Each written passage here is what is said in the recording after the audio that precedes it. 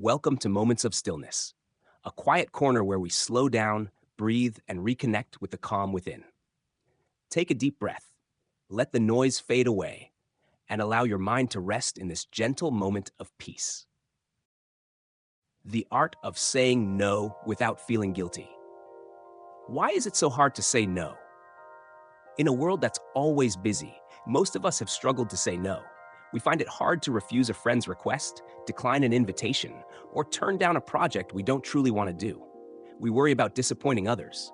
We fear being seen as cold, selfish, or unkind. And so we say yes, even when our heart whispers no. But deep down, we know the cost. Every time we ignore our own boundaries just to please others, we lose a small part of our peace.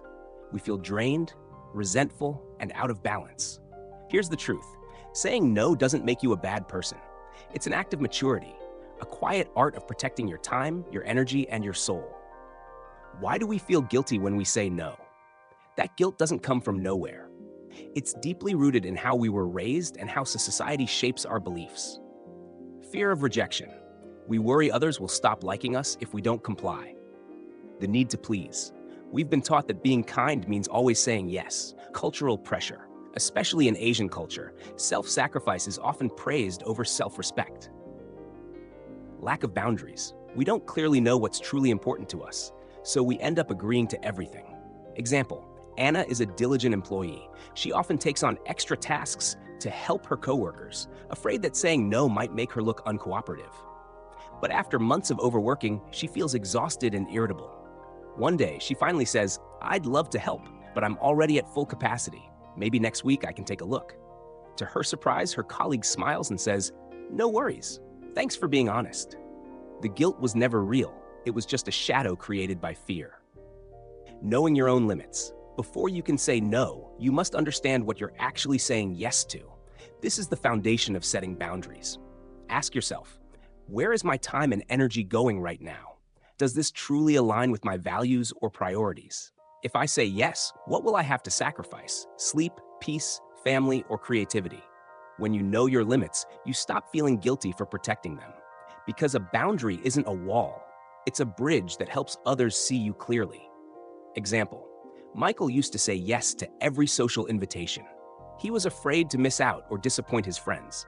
But after each night out, he came home feeling empty. When he started declining politely and spent evenings reading or resting, he discovered a new kind of joy. The joy of alignment.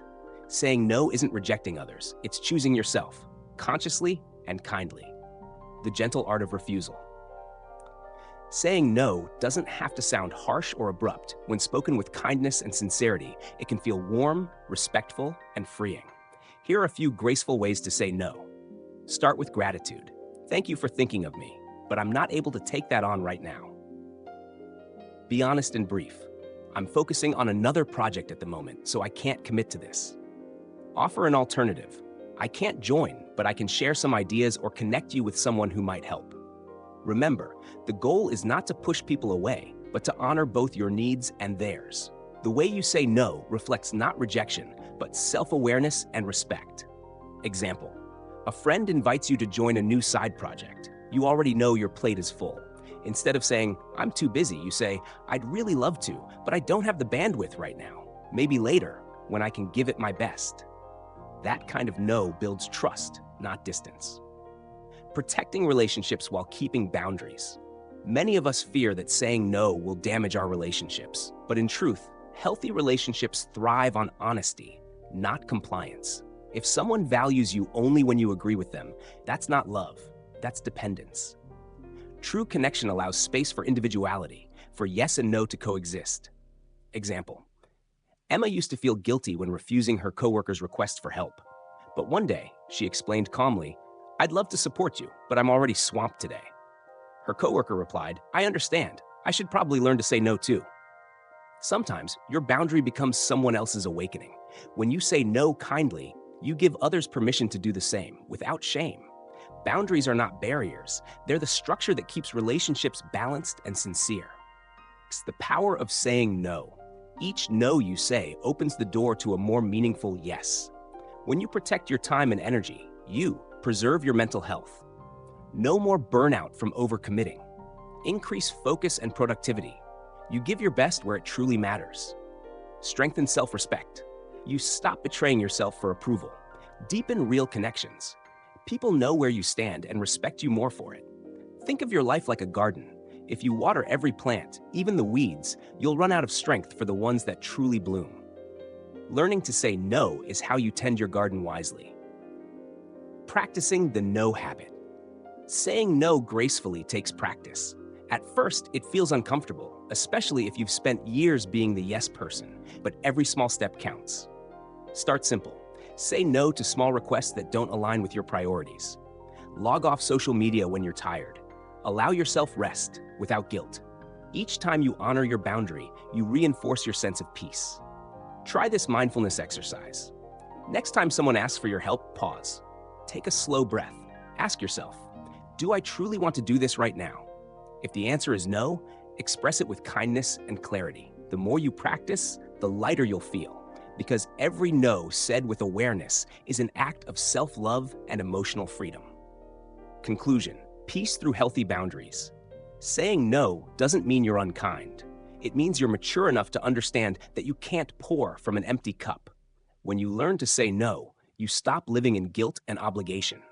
You start living with purpose and intention. You respect your own needs and teach others to do the same. Ultimately, the art of saying no is the art of living honestly. You no longer say yes out of fear, but from a place of clarity. You no longer live to please, but to live fully. Because sometimes no is the most loving word you can say, for yourself and for everyone around you. In summary, saying no is not rejection, it's wisdom. It's how you choose peace over pressure, truth over obligation, and alignment over approval. Every time you say no to what drains you, you're saying yes to what nurtures you. And that is the most beautiful form of self-respect. Thank you for spending this quiet moment with Moments of Stillness. If this video helped you feel a little calmer, please like, subscribe, and share it with someone who might need a breath of peace today. Until next time, stay gentle, stay mindful, and find calm in every moment.